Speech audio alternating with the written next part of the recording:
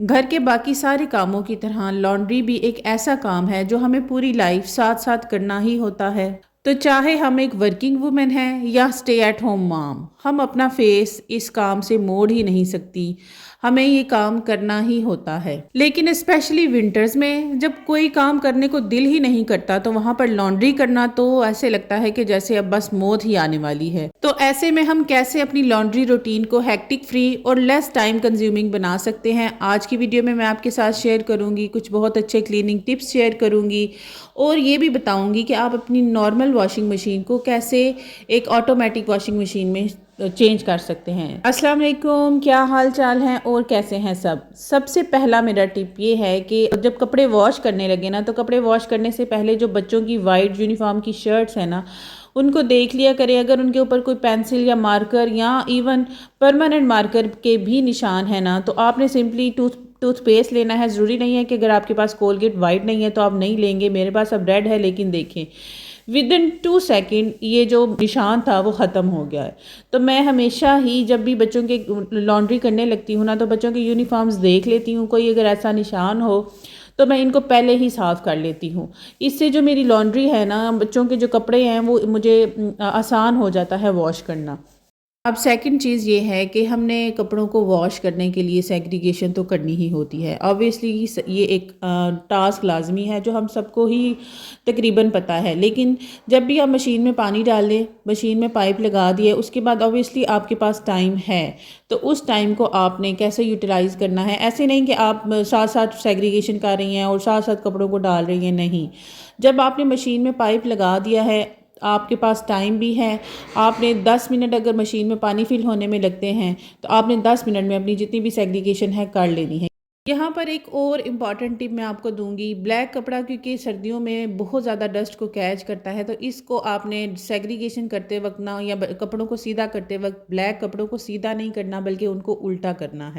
इससे अगर ब्लैक कपड़ा डस्ट कैच करेगा भी ना तो वो उल्टा होगा, तो जो जितनी भी डस्ट होगी ना वो उसकी बैक साइड पे होगी। और दूसरी चीज़ मैं आपको एक और टिप आगे चल के वीडियो में बताऊंगी कि जो आपने अपने ब्लैक कपड़ों पे लगानी है तो कभी भी डस्ट नज़र ही नहीं आएगी। अब यहाँ पर जो नेक्स्ट टिप है कि आपने कभी भी नोट किया होगा कि आप वाइट कपड़े भी वॉशिंग मशीन में डालें ना, तो फ़ौरन से जो पानी है वो गंदा मैला होने लग जाता है। इसकी वजह ये है कि कपड़ों के ऊपर इतनी डस्ट लगी होती है कि हम ऐसे ही गंदे और मैले कपड़े उठा कर ना तो मशीन में डाल देते। इससे जितनी भी डर्ट कपड़ों पे होगी वो ऑब्वियसली मशीन के पानी में जाएगी और पानी फ़ौरन से गंदा हो जाता है। अब देखें कितना गंदा पानी हो गया है, सिर्फ अभी मैंने बच्चों की शर्ट्स को वॉश किया है।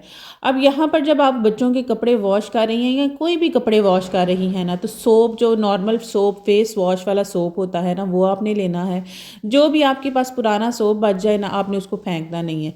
सर्फ के साथ सोप और थोड़ी सी ब्लीच कपड़ों की, वो बस आपने क्या करनी है कि वो डालनी है और जो अपना चक्कर है ना वो लगा देना है मशीन का। अब देखिए, मैंने पहले भी कहा कि घर के काम भी हमें करने होते हैं और अपने टाइम का पूरा इस्तेमाल भी करना है। कहते हैं ना, जो वक्त को पूरा इस्तेमाल करता है वही मुकद्दर का सिकंदर कहलाता है। तो बस हमने भी ना अपने घर में अपने मुकद्दर का सिकंदर बनना है कि अपने घर में ही अपने कामों को इस तरह मैनेज करना है कि हम हर काम प्रॉपरली कर सकें। अब जब तक मैंने मशीन का चक्कर चलाया था, ऑब्वियसली मेरे पास 10 से 15 मिनट थे, तो मैंने अपने उस टाइम को प्रॉपर यूज़ किया और अपने जो घर का छत है ना उसको भी साफ़ कर लिया। और देखिए अभी तक चक्कर कंप्लीट नहीं हुआ। अब यहाँ पर आपको ना ये पानी नज़र आएगा कि अभी ये मैंने कपड़े मशीन में नहीं डाले, लेकिन देखिए कितना गंदा पानी है और कितनी डर्ट थी, और ये सारा पानी मशीन के अंदर ही जाना था और मशीन के पानी ने फ़ौरन से गंदा हो जाना था। आप भी जब भी लॉन्ड्री करने लगे ना, तो एक टब में ना एक्स्ट्रा ऐसे ही पानी डाल कर रख लें और हमेशा अपने कपड़ों को मशीन में डालने से पहले आपने ना एक साफ़ पानी में खंगाल कर देख लेना है। अब लॉन्ड्री करें और कपड़े गीले ना हो, ऐसा तो पॉसिबल ही नहीं। अब लास्ट वीडियो में मैंने आपको ये अपनी स्लीव्स को कवर करने के लिए स्लीव ग्लव्स बनाने सिखाए थे। अगर आप इंटरेस्टिंग हो तो ज़रूर वो वीडियो देखिएगा, आपको बड़ी हेल्प होगी और बड़ा ही आसान है इसको बनाना। अब वाइट कपड़े डालने से पहले हमेशा ना आपने तार के ऊपर एक कपड़ा डाल लेना है। विंटर्स में अगर ऐसा साफ सुथरा आसमान देखने को मिले ना तो आंखों को ना बड़ी ही ठंडक मिलती है। अब देखिए मेरी जो कपड़े हैं ना ऑलमोस्ट सारे वॉश हो चुके हैं, लेकिन जो मेरा पानी है ना वो अभी भी गंदा नहीं हुआ। उसकी वजह यही है कि मैं हर कपड़े को डालने से पहले एक साफ़ पानी में कपड़ों को खंगाल ज़रूर लेती हूँ। अब यहाँ पर देखें सॉक्स, सॉक्स का विंटर में सबसे बड़ा मसला तो ये होता है कि ये गुम जाते हैं और मिलते ही नहीं। इनको कैसे संभालना है, कैसे तरीके से रखना है, इसके लिए मैंने प्रॉपर एक वीडियो बनाई है जो मैंने अपने बच्चों की वार्डरोब सेटिंग के लिए। उस वीडियो को आपने पसंद भी किया और उस पर बड़े ज़्यादा लाइक भी आए, तो उसको ज़रूर देखिएगा। उस वीडियो को आपको उससे बड़ी हेल्प होगी। अब बड़ा ही ज़्यादा इंपॉर्टेंट टिप, जो ब्लैक कपड़े हैं क्योंकि वो डस्ट इतनी कैच करते हैं कि हम उनको उल्टा करके भी वॉश करें तब भी उन पर डस्ट होती है, तो उसके लिए उल्टा करके वॉश तो कर लिया। उसके बाद आपने नील ले लेना है, नॉर्मल नील जो हम कपड़ों को लगाने के लिए यूज़ करते हैं। उसमें ना आपने कपड़ों को डिप करें, इवन बच्चों की कलर्ड पैंट्स को भी आप डिप करेंगे ना तो उनका एक तो कलर अच्छा आ जाएगा और फिर उसके ऊपर जो डस्ट है ना वो कैच नहीं होगी। अब अगर आपकी भी आयरन मेरी आयरन की तरह गंदी है और आपको इसको साफ़ करना पड़ता है, और अगर आयरन फ़ौरन से बड़ी ज़्यादा गर्म हो जाए तो वाइट कपड़ों के ऊपर जब ये गंद लगता है ना तो बड़ा ही गुस्सा आता है, जब स्पेशली बच्चों ने या हस्बैंड ने कहीं ऑफिस या स्कूल जा रहे हों। तो इसके लिए आपने ले लेना है कोलगेट ले लें, कोलगेट के साथ स्क्रबर ले लें, और स्क्रबर ऑलरेडी गीला ही होता है बर्तन धोने वाला। तो बस इससे ना आपने बिल्कुल लाइट से हैंड से ना आपने इसको रब करते जाएं। आप देख भी रहे हैं साइडों से कैसे फ़ौरन से साफ़ हो गई है। लाइट हैंड से रब करें, आपकी जो आयरन है ना वो साफ़ होगी। और उसके बाद आप इजीली जब भी जैसे भी कपड़े जो हैं वो प्रेस करें, आपके कपड़ों के ऊपर अगर इस्त्री बहुत ज़्यादा गर्म हो गई है ना तो उससे जो गंदगी के निशान हैं वो कपड़ों पे डायरेक्ट नहीं लगेंगे। अब अगर आप ये कहें कि ये तो भाई हमें पता है या पुराना टिप है, आई नो आप लोगों को पता होगा, लेकिन कोई मेरी तरह की होगी ना नई होम मेकर, या कोई मेरी तरह होगी ना नई यूट्यूबर जो ज़ाहिर है आपको अपने वो पुराने ही टिप्स दिखाएगी। और ऑब्वियसली यही टिप्स हैं, और जितने भी पुराने नए सारे यूट्यूबर्स हैं ना वही चीज़ों को रिपीट कर करके ही बताते हैं। तो देखिए बातों ही बातों में मेरी जो स्त्री है ना वो साफ़ सुथरी होगी।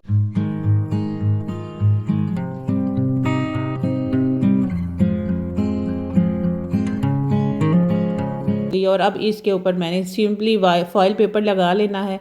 फॉइल पेपर लगाने का दो फ़ायदे हैं। एक फ़ायदा, एक तो जो मशीन के ऊपर गंद है वो नहीं लगेगा। दूसरा, जब हमारी इस्त्री अच्छी गर्म हो जाती है ना तो इससे जो फॉइल पेपर है ना वो भी गर्म रहता है। और जो कपड़ों को ना अगर सम टाइम अचानक से लाइट चली जाती है ना तो फॉइल पेपर की वजह से जो मशीन इस्त्री है ना उसकी जो गर्माहट है ना वो थोड़ी सारी ज़्यादा टिक जाती है।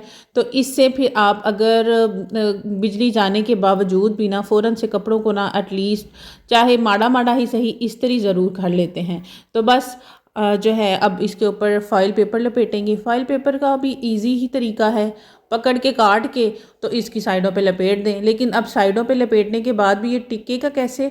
तो टिकने के लिए आपने ना एक सादा सा धागा लें और धागे के साथ ना धागे को इसकी साइडों पे लपेट दें, और उसके बाद जो है वो फाइल पेपर आपकी इस्त्री के ऊपर लग गया है। और इसी तरह से जो हमारी चीज़ों की ना जो लाइफ है ना वो भी लॉन्ग लास्टिंग चल जाती है, क्योंकि हम अगर अपनी चीज़ों को संभाल के रखेंगे, संभाल के यूज़ करेंगे तो तभी हमारी चीज़ें अच्छी चलेंगी। सॉक्स का मैंने आपको पहले भी बताया कि सॉक्स समेटना बड़ा मुश्किल काम है। अब लॉन्ड्री जो बैग्स होते हैं या लॉन्ड्री के लिए जो टोकरी है ना वो हमने नॉर्मली किसी कोने में ही रखी होती है। तो बच्चे क्या करेंगे, इधर उधर अगर सॉक्स को फेंक दिया है ना तो वो अगर सॉक्स एक आधी चली गई है बेड के नीचे या अलमारी के नीचे तो वो तो फिर गई ना, वो नहीं मिलनी।